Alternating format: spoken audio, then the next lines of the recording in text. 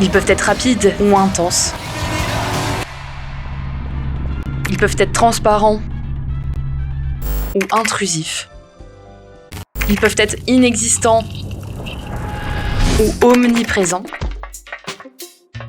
Et de manière générale, faire de bons tutoriels qui nous apprennent à jouer de manière fluide et agréable, c'est tout un art. J'ai récemment terminé le DLC d'Outer Wilds, et la première chose que je me suis dit, c'est que, comme Portal, ce jeu était un énorme tutoriel, ou autre terme que j'emploierai très souvent dans la vidéo, un énorme onboarding. Mais pas n'importe lequel. Un énorme tutoriel transparent, un jeu complexe dans lequel j'ai constamment appris de nouvelles mécaniques sans pour autant avoir l'impression qu'on me prenait à part pour tout m'expliquer. En fait, le format utilisé me faisait sentir extrêmement intelligente, on va pas se mentir. J'avais l'impression de découvrir les choses par moi-même, alors que tout était prévu par Mobius, et chacun de mes pas, chacune de mes découvertes était calculé au centième de millimètre, de nanomètre, de micromètre près. Du coup, je me suis demandé pourquoi certains jeux sont clairement plus immersifs que d'autres lorsqu'il s'agit de nous apprendre à jouer. Pourquoi certains tutoriels semblent inexistants et d'autres sont clairement intrusifs et nous coupent même dans l'expérience. Pourquoi tous les studios de jeux vidéo au final ne reprennent pas une seule et même formule qui marche pour l'appliquer à leur jeu? Pourquoi on entend souvent dire que les jeux vidéo c'était mieux avant quand il n'y avait notamment aucun onboarding? Et je sais que de nombreuses vidéos ont déjà été réalisées sur le sujet, que ce soit celle de Game Maker Toolkit,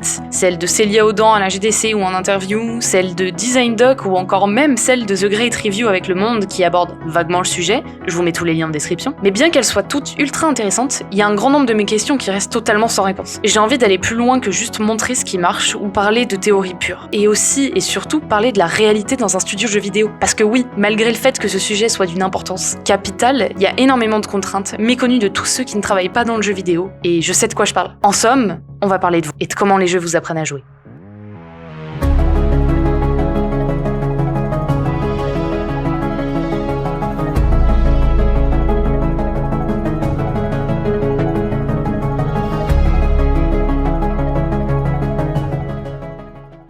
Pour être sûr qu'on parle tous bien la même langue et éviter tout quiproquo, ça me paraît indispensable de réexpliquer rapidement ce qu'est un onboarding. Vous en avez sûrement entendu parler sous le nom de tutoriel, et c'est l'un des process les plus importants dans chaque nouvelle expérience. Dans les jeux vidéo, les jeux de société, mais aussi dans le téléchargement d'une nouvelle application par exemple, ou la première utilisation d'un logiciel. C'est ce qui va vous permettre, vous, en tant que joueur ou utilisateur, de comprendre quelles sont les bases du jeu ou d'une application, de les intégrer le mieux possible pour pouvoir ensuite en tirer le meilleur avantage. Et quoi de pire que d'avoir une mauvaise explication de ces règles de base pour une première impression? L'exemple qui, à mes yeux, est le plus criant de vérité concernant les onboarding, c'est celui de l'explication des règles d'un jeu de société. Et on connaît tous ce pote qui, au moment de démarrer un nouveau jeu de société, nous explique pendant 30 minutes les règles, mais aussi toutes les stratégies possibles et inimaginables du jeu. Honnêtement, c'est du spoil, hein. Et c'est pas la meilleure technique pour vous apprendre. Le pire dans tout ça, c'est qu'on réalise après cette demi-heure de torture que notre cerveau était parti divaguer ailleurs et qu'on en a strictement rien retenu. By the way, je suis désolée de te l'apprendre, mais si t'as aucun de tes potes qui est comme ça, c'est que c'est peut-être toi ce pote-là. Du coup,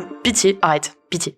C'est là généralement que notre deuxième pote sauveur arrive et sort la fameuse phrase « Non mais viens, on fait une première partie de chauffe pour que tu testes et puis tu verras, tu vas comprendre en jouant. » Et effectivement, tout devient bien plus clair. Pour les onboarding des jeux, c'est tout pareil. J'exagère un peu dans mon exemple et je sais que tout le monde ne divague pas pendant 30 minutes quand on lui parle, mais c'est pour que vous puissiez comprendre l'objectif d'un onboarding. Introduire de la manière la plus fluide et compréhensible les bases d'un jeu. Et je parle bien des bases. On ne spoil pas un joueur sur ce qu'il va pouvoir faire avec les mécaniques. Dans Zelda, on vous a jamais dit tous les différents puzzles et toutes les différentes combinaisons que vous pourriez faire avec le pouvoir amalgame. On vous explique les bases et vous exploitez ensuite ces bases de la manière dont vous le souhaitez.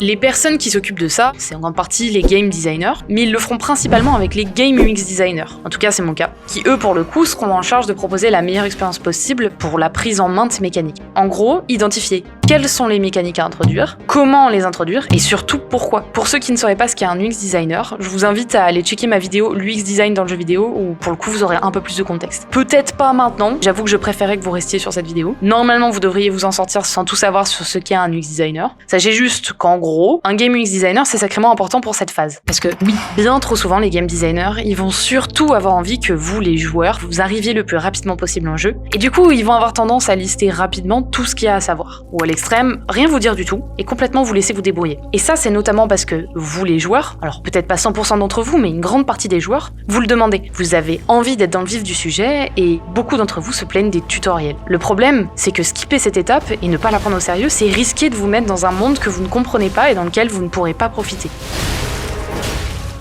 Oui, il y a des jeux qui sont faits pour ne pas avoir d'onboarding du tout, mais il y en a d'autres, c'est juste pas possible. Et ça, on va y revenir plus tard dans la vidéo. Le pire qui puisse arriver à un studio de jeux vidéo, c'est pas que vous ne compreniez pas les bases, c'est que vous décidez de ne plus continuer de jouer et que vous abandonniez complètement le jeu. Oh no, oh no, oh no. Oh, this game is so annoying. Ça, c'est hyper fréquent, et c'est ce dont Célia Audan parle dans son blog sur The Gamer's Brain. Oui, Célia Audan, c'est une de mes grosses refs. À titre d'exemple, elle va montrer par exemple le pourcentage de joueurs restant en fonction du nombre d'heures passées sur le jeu Warframe. Il y a 20% qui partent durant la première heure. C'est bon ? 20%, c'est énorme. Alors vous allez me dire que les jeux de l'époque n'avaient pas d'onboarding et qu'on s'en sortait très bien, voire que ça rajoutait un petit challenge, et quelque part là-dessus, je suis en partie d'accord. Mais si on avait gardé les onboardings de l'époque, ça aurait été un enfer aussi bien pour les joueurs que pour les studios de jeux vidéo. Pour vous remettre dans le contexte, les vieux jeux ne proposaient pas d'onboarding in-game, mais des bouclettes, compris dans la boîte du jeu pour nous mettre dans l'ambiance de ce jeu-là, nous immerger en nous racontant un peu de lore, et nous préparer en nous expliquant les contrôles avant même que nous ayons pu démarrer le jeu. Pour revenir à ce que j'expliquais un petit peu en amont, si on garde un aussi bon souvenir des onboardings de l'époque, c'est aussi et surtout parce que les jeux n'étaient pas aussi nombreux qu'aujourd'hui. Désormais, un bon nombre de joueurs ne savent carrément plus où donner de la tête et les premières minutes d'un jeu sont donc décisives. Franchement, je vous invite à aller voir les vidéos sur YouTube, il y a une quantité de personnes qui ne savent plus à quoi jouer alors qu'ils ont une bibliothèque remplie de jeux vidéo. Et ça, c'est ce qu'on appelle d'ailleurs le paradoxe du choix. Choisir, c'est renoncer. Petite anecdote, mais dans les réseaux sociaux, la plupart du temps, si les carousels de vêtements par exemple proposés ou de produits proposés s'arrêtent, c'est parce qu'ils savent très bien que psychologiquement parlant, si le scroll est infini, vous ne cliquerez jamais. Bref, ce que je voulais dire, c'est que l'un des plus grands challenges des studios actuels, c'est de garder ses joueurs au moins 1 heure sur le jeu. Franchement, c'est hyper faible par rapport à la durée de certains AAA. Et la première impression étant décisive, la forme des onboarding, elle a du coup drastiquement évolué pour devenir de plus en plus contextualisée et immersive, pour vous garder sur le jeu. Alors si je reviens un peu en arrière et que je récapitule tout ça, ce que je veux concrètement dire, c'est que garder les mêmes techniques d'onboarding de l'époque, c'est-à-dire des petits manuels et des bouclettes, dans un monde où on a clairement aujourd'hui plus d'un jeu qui sort par jour et où on a des plateformes comme le Xbox Game Pass, soit le Netflix du jeu vidéo, grosso modo, ça peut juste pas fonctionner. Vous auriez probablement jonglé de jeu en jeu à la moindre frustration, vous seriez allé sur le plus intuitif et probablement celui qui aurait le plus utilisé la neuroscience pour vous rendre addict. Parce que oui, faut pas l'oublier, c'est un milieu concurrentiel quand même. Après, tout ce que je viens de dire, ça veut pas dire prendre le joueur par la main et tout lui expliquer dans le détail étape par étape. Aujourd'hui, effectivement, il y a trop de gens qui diabolisent les onboarding à cause de mauvais onboarding qui enfantisent trop les joueurs. Il y a différentes manières de faire qui dépendent de plusieurs facteurs, dont le type de jeu et le type de joueur. Il y a aussi bien sûr les contraintes du studio, mais ça personne n'en parle vraiment et encore une fois, ça aussi, je l'aborde en toute fin de vidéo. Du coup, on va d'abord parler de comment les jeux nous apprennent à jouer, parce que c'est quand même le titre de cette vidéo.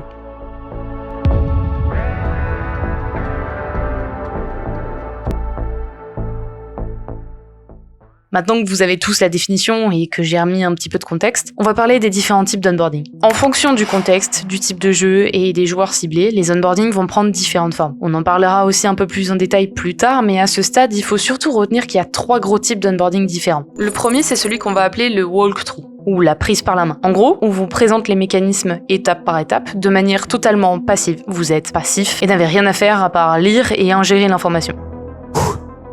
Bonne chance à nous. Ce type d'onboarding, il rappelle le fameux pod dont on parlait précédemment dans la vidéo. Mais après, bien que pour les gens comme moi, ce soit le pire format d'onboarding parce que j'ai la capacité d'attention d'un écureuil, il permet cependant à des jeux complexes de s'expliquer. Des jeux complexes comme Civilization par exemple. Il coûte peu cher, il demande moins de temps que les techniques suivantes qu'on va évoquer, mais mal utilisé, il va ternir l'image des onboardings.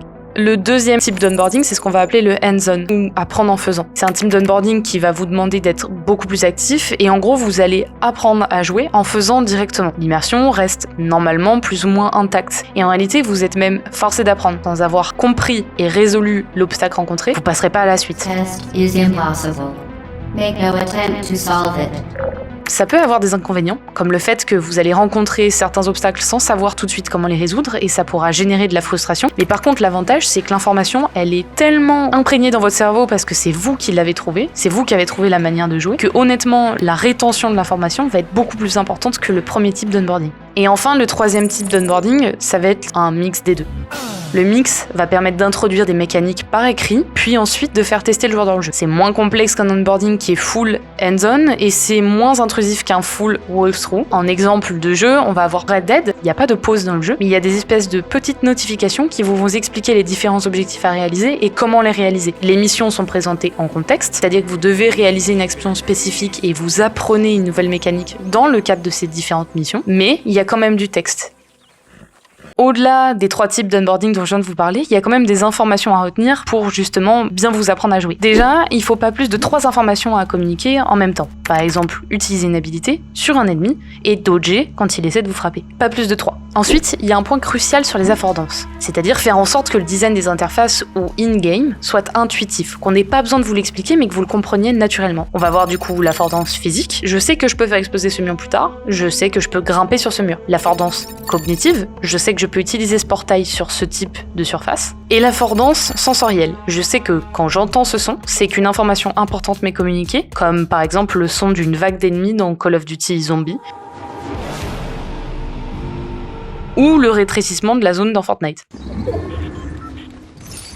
Une autre règle, c'est le fait de ne surtout pas punir pendant l'apprentissage. Honnêtement, si les jeux vous punissent pendant que vous êtes en train d'apprendre, c'est compliqué. C'est notamment pour ça que la majorité des jeux vous mettent dans des zones dédiées à l'apprentissage, comme par exemple Red Dead dans le contexte des missions, Zelda, qui carrément vous met dans une énorme zone dans les airs ou sur le plateau où vous pouvez pas descendre, et même Elden Ring, qui vous propose le trou dédié au tutoriel. Ensuite, il y a la répétition, qui est hyper importante. Faut pas que ce soit trop obvious non plus et pénible, mais les jeux vont avoir tendance à vous répéter ce qu'ils ont essayé de vous apprendre plus tôt. Et pour finir, ma règle préférée, c'est la classical conditioning. Ça, je l'adore. Mais en gros, les studios, ils jouent avec notre cerveau. Ils savent que quand 2 événements proches dans le temps se produisent, notre cerveau va avoir tendance à les associer. C'est notamment pour ça que quand on entend ce son,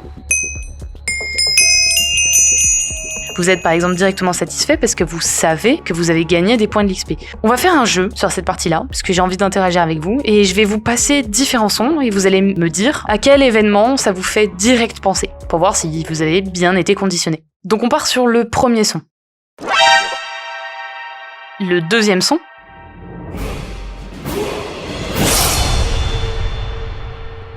Et le troisième son.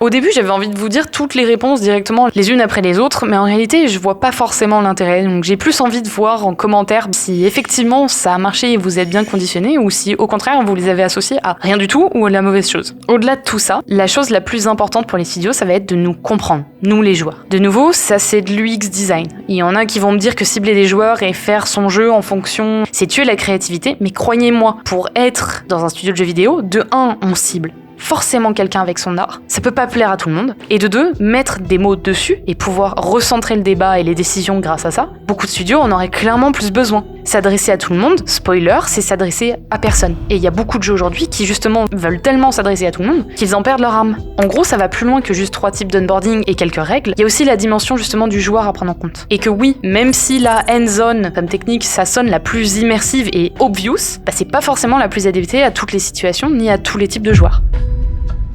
J'ai posé la question en début de vidéo, mais si on est capable de faire des vidéos YouTube sur ce qui marche dans d'autres jeux, et si on sait psychologiquement parlant ce qui nous permet à nous, les joueurs, d'apprendre de la manière la plus immersive, pourquoi tous les jeux vidéo n'appliquent donc pas cette même formule ? Pourquoi par exemple Elden Ring, qui a tant été comparé à Zelda Breath of the Wild, ne propose pas le même onboarding, ce qui le rendrait largement plus accessible, en théorie ? Pour répondre à cette question, je vais pas sortir des thèmes théoriques et des graphiques, je vais juste vous montrer en fait. Déjà pour que tout le monde se rappelle bien, ça c'est l'onboarding de Zelda. En combat, tu casses ton épée, on t'explique comment changer, en contexte. En ramassant un item, dès que t'en as un nouveau, on te dit ce que c'est. Quand une action importante est à réaliser, t'es dans un contexte d'onboarding dédié pour t'apprendre cette nouvelle mécanique. Et quand ça arrive, le jeu ralentit, on te montre clairement sur quelle touche cliquer, et on attend que tu le fasses. Et ça par contre, c'est l'onboarding de Elden Ring. En combat, bah y en a pas.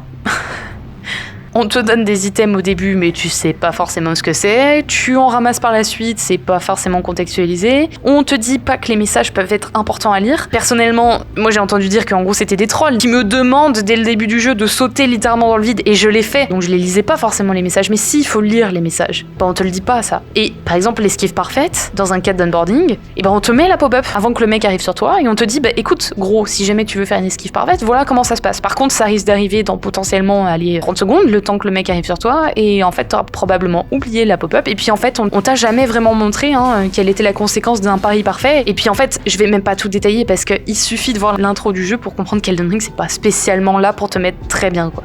Et voilà, c'est la vie, quoi. Mais du coup, si on applique l'onboarding de Zelda sur Elden Ring, qu'est-ce que ça donne ? Bah ça donne ça.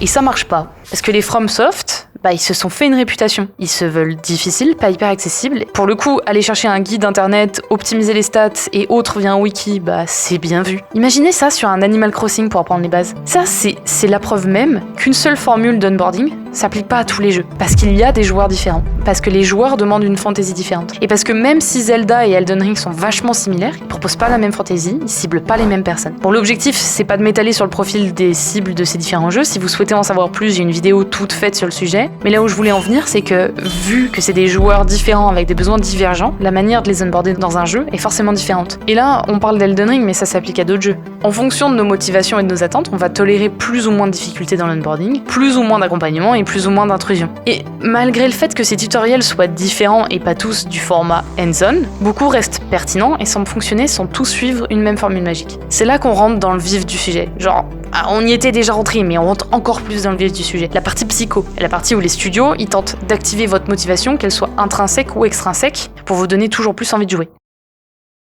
Pourquoi tous les donjons des vieux Zelda étaient aussi engageants ? Parce qu'il jouait sur votre motivation. Dans Zelda Ocarina of Time, par exemple, et dans de nombreux Zelda, l'objectif c'est de vous mettre face à des frustrations. Vous arrivez devant une porte, derrière vous voyez clairement un objet qui vous donne envie, mais vous comprenez rapidement que vous n'avez rien qui va vous permettre d'ouvrir cette fichue porte pour le moment. Ça vous frustre. Jusqu'au moment où vous arrivez au coffre du donjon, qui vous donne ce que vous attendiez tant sans le savoir, et là, votre cerveau fait le lien et se rappelle de tous les endroits où il n'a pas pu accéder. La dopamine libérée est vénère, vous êtes hyper content de vous, vous avez la sensation d'être un génie, et vous vous empressez de retourner aux endroits qui vous étaient jusqu'alors inaccessibles. Sans rien dire, le jeu vous a fait comprendre un mécanisme en utilisant votre motivation via votre frustration. La motivation, c'est la clé de tout bon onboarding. On s'en fiche en fait de savoir qu'est-ce qu'on vous introduit comme mécanique et comment c'est introduit tant que ça répond pas à un pourquoi. Pourquoi vous auriez besoin d'apprendre cette mécanique ? Et encore une fois, si je reprends mon exemple de jeu de société, c'est exactement ce pourquoi les 30 minutes d'explication de votre pote, ça ne marche pas. Parce que vous ne savez pas encore pourquoi vous avez besoin de toutes ces informations. Et rien de mieux que de vous mettre face à une problématique, puis de vous expliquer une mécanique qui va vous permettre de surmonter cette problématique. C'est la caractéristique principale des Metroidvania qui joue spécifiquement là-dessus.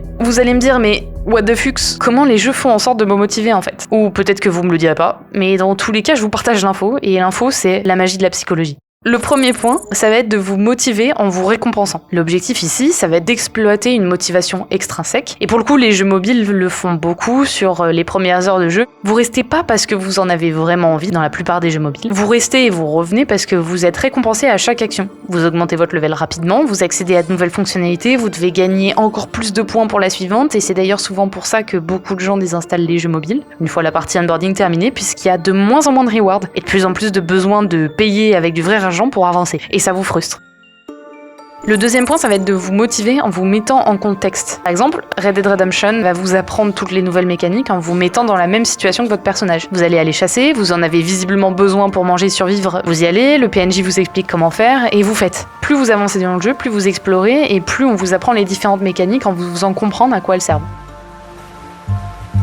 On va aussi vous motiver en vous rationnant. Séquencer tout ce qu'il y a à apprendre, vous faire découvrir des ennemis au fur et à mesure, comme par exemple Dead Space, et vous faire vous dire qu'il y a toujours quelque chose de nouveau à découvrir. Sur Dead Space, c'est quelque chose que j'ai énormément entendu en échangeant avec différentes personnes. Le fameux « on s'ennuie jamais ». On va vous rationner en fait dans tout ce qu'il y a à apprendre, et vous allez avoir la sensation que le jeu regorge de surprises.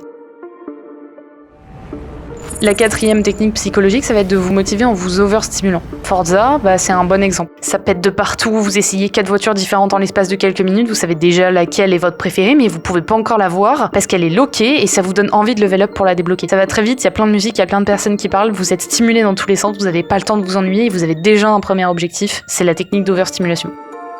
La 5e technique, ça va être de vous motiver en proposant un dilemme. C'est le cas par exemple de Portal. Tout le jeu entier est un énorme dilemme, une énorme problématique, un casse-tête à résoudre. Et honnêtement, quand GLaDOS vous dit que le niveau est cassé et que c'est impossible de le résoudre, vous êtes d'autant plus déterminé à lui prouver le contraire et votre motivation est au summum. Pour le coup, avoir un design intuitif et affordant que tous les joueurs peuvent comprendre est indispensable dans ce type de technique. Enfin, il va y avoir aussi vous motiver en stimulant votre curiosité. Ça, c'est Outer Wilds. Là, pour moi, je veux pas spoiler. J'en ferai potentiellement une vidéo parce qu'il y a énormément de choses à dire sur ce jeu. Mais voilà, rien que le début du jeu vous fait comprendre que c'est pas le jeu qui va dicter les codes, mais c'est vous. C'est vous qui allez dire au jeu comment vous voulez que ça se passe. Et pourtant, c'est le jeu qui regorge de surprises et qui va vous bluffer. Et honnêtement, pour moi, le meilleur motivateur de tout ce jeu, en fait, c'est vous-même et votre envie de comprendre. Si vous avez pas envie de comprendre, il y a rien d'autre qui vous motivera. Il n'y a pas de quête annexe, il n'y a pas de quête secondaire. C'est vous et votre motivation. Et la dernière technique, ça va être de vous mettre en compétition. Mario Party, par exemple, va proposer des onboarding de mini-jeux directement jouables dans un espace safe contre ses amis. Ça vous met directement en compète et vous avez plus qu'envie de comprendre rapidement dans cet espace tuto, quitte à y passer quelques minutes avant d'enchaîner sur le vrai mini-jeu. Ça, c'est une bonne technique aussi. J'ai sûrement oublié d'autres techniques, mais tout est une question d'aller chercher ce qui peut vous motiver intrinsèquement, et s'il n'y a rien d'immédiat, alors de vous motiver extrinsèquement en premier lieu. Mais pour ça, pour pouvoir stimuler cette motivation et trouver le truc qui fera que ça marchera sur vous, faut du temps et de l'argent. Et dans la théorie, ça semble simple et évident tout ce que je viens de dire, et il y a une majorité de vidéos qui s'arrêteraient là, mais dans la pratique, c'est honnêtement tout un autre monde. Aïe.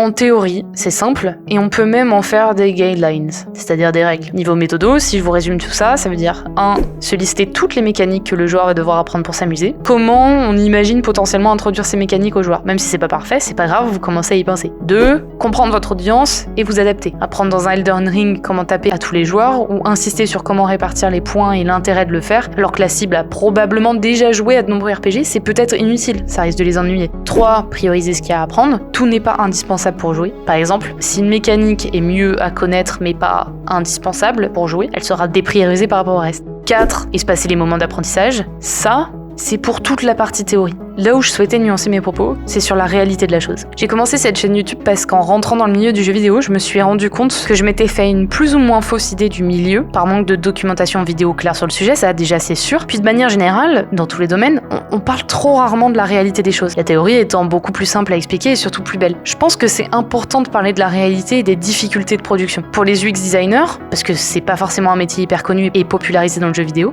mais pour tous les autres métiers aussi. Et du coup, en pratique, tout ce que je viens de vous expliquer, c'est beaucoup plus compliqué. Pour commencer, c'est impossible de poser un bon onboarding tant qu'on n'a pas toutes les mécaniques du jeu. Comment penser une introduction et une manière d'expliquer les règles d'un jeu si on sait même pas encore clairement ce qu'on va proposer dans le jeu? C'est là où réside toute la difficulté. Penser l'onboarding assez tôt dans le process, pour pouvoir le penser de manière intelligente et immersive, être sûr qu'on va pouvoir le faire correctement, mais pas le penser trop tôt non plus, parce que vous n'avez pas forcément tous les mécanismes. 2, c'est le budget. La priorité, ça va être d'intégrer les différentes mécaniques dans la build, c'est-à-dire dans le jeu. Et donc oui, l'onboarding se retrouve très souvent arrivé en fin de production. On n'a plus vraiment le temps pour, on se retrouve donc à le faire de la manière la plus simple et la moins chère possible, on peut pas totalement le tester et ça finit souvent en pop-up. La troisième partie, ça va être la contrainte éditeur. Dans le milieu du jeu vidéo, on va avoir des milestones. Milestones qui sont littéralement des checkpoints, en fait, des deadlines, des moments où on va devoir montrer à l'éditeur qu'on a réussi à avancer dans un certain laps de temps. Si on se focus uniquement sur l'onboarding alors que les features principales sont pas encore intégrées, c'est compliqué à expliquer à l'éditeur et c'est compliqué à tester pour nous, pour ensuite voir comment ajuster les features. Donc bref, on a beau arriver avec nos plus bonnes intentions, la réalité de la production fait que parfois c'est juste pas possible. Ça, c'est quelque chose que je voulais vous dire aussi parce qu'avant de rentrer dans l'industrie du jeu vidéo, parfois j'étais un peu dur avec les jeux parce que je me rendais pas forcément compte de ce qui se passait derrière. Mais en vrai, quand on passe de l'autre côté, on réalise que même s'il y a énormément de personnes qui veulent faire les choses de la meilleure des manières, en fait, on n'a pas toujours l'opportunité. Pour illustrer ce que je vous raconte là, il y a un bon exemple sur lequel vous pourrez constater par vous-même. C'est Dead Space Remake et Callisto Protocol. Les onboardings sont hyper différents, les deux jeux étant pourtant ultra similaires, avec le même créateur d'ailleurs, qui est Glenn Schofield, je ne sais pas comment ça se dit, et ça montre à quel point la réalité de la production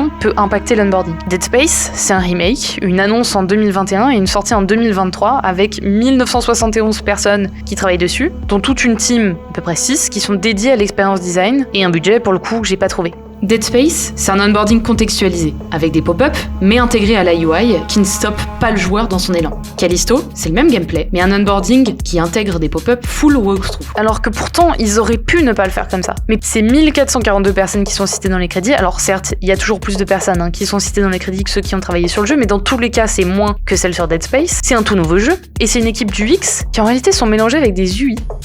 J'ai pas tout le contexte de Callisto, mais quand j'ai vu les crédits, je me suis dit tout de suite que la UX faisait la différence en fait chez Dead Space Remake. Je suis quand même allée discuter avec le directeur UI de Callisto Protocol, qui m'a indiqué que l'une des problématiques rencontrées, en fait c'était les mécaniques. Les mécaniques et le combat design n'existant pas encore, il était impossible pour leur team d'imaginer comment tout présenter aux joueurs à un stade aussi avancé de la prod. L'onboarding est donc arrivé hyper tard avec très peu de temps devant eux, et c'est sûrement ce pourquoi leurs onboarding ont fini de cette manière. Alors que quand j'ai parlé de ça au directeur Experience Design de Dead Space Remake, il m'a bien expliqué qu'il y avait une UX designer qui était dédiée à ce sujet-là. Ça prouve bien que la réalité de la production, le budget, les équipes mises à disposition, le temps mis à disposition font que certains jeux vont pas pouvoir réaliser les onboardings comme ils devraient le faire. Et c'est dommage.